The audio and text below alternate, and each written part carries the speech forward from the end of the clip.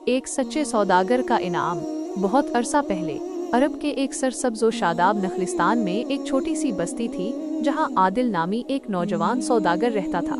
आदिल अपने ईमानदाराना कारोबार और दयानतदारी के लिए मशहूर था। वो हमेशा अपने ग्राहकों के साथ सच बोलता, चाहे इससे उसे थोड़ा नुकसान ही क्यों न होता। एक दिन आदिल दमिश्क के लिए रवाना हुआ, जो तिजारत का एक बड़ा मरकज था। उसके पास खजूरें, जैतून का तेल और कुछ दीगर मकामी मसनूआत थीं, जिन्हें वो वहाँ बेचना चाहता था।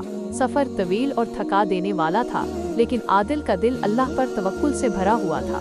दमिश्क पहुंचकर आदिल ने अपनी दुकान लगाई। जल्द ही एक अमीर ताजिर उसके पास आया और उसने आदिल से तमाम खजूरें खरीदने की पेशकश की जो उसके पास थी। कीमत पर इत्तफाक हो गया और जब सौदा तय होने लगा तो आदिल को याद आया कि उसकी खजूरों के ढेर में कुछ खजूरें ऐसी भी थीं जो हल्की सी खराब हो गई थीं। उनकी कीमत कम बनती थी।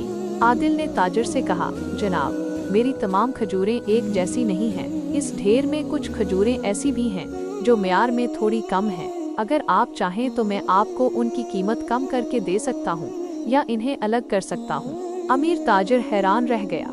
उसने जिंदगी में बहुत से सौदागर देखे थे, लेकिन कोई भी इतना ईमानदार नहीं था।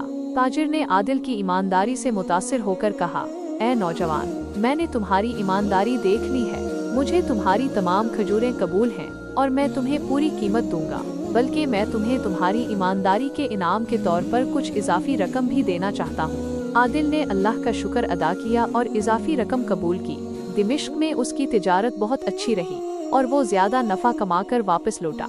इस वाक़े से आदिल ने सीखा कि ईमानदारी और दयानतदारी न सिर्फ इस दुनिया में बरकतें लाती है, बल्कि आखिरत में भी इनका अजर अजीम है। इसका ईमान और मजबूत हो गया और उसने हमेशा अल्लाह के अहकामात के मुताबिक जिंदगी गुजारने का पुख्ता इरादा किया।